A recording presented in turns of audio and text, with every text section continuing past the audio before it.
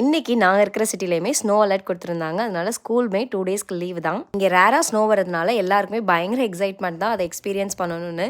நான் 2016 ஹியூஸ்டன் வந்தேன். அப்போத்துலேருந்தே 3 years once snow பார்த்துட்டு தான் இருக்கேன். ஸ்னோ ஃபால் ஆகும்போது அது பார்க்குறதுக்கே அவ்வளோ ஒரு அழகாக இருக்கும். ரஹ்மான் சாரோட சாங்கும் நமக்கு ஞாபகம் வந்துடும்.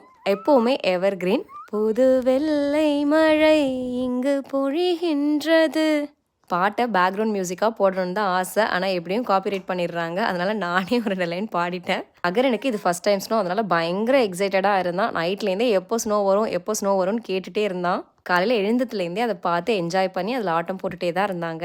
ஸ்னோவில் எவ்வளோ ஹாப்பியாக என்ஜாய் பண்ண முடியுமோ அந்த அளவுக்கு ஹாப்பியாக என்ஜாய் பண்ணி முடிச்சாச்சு.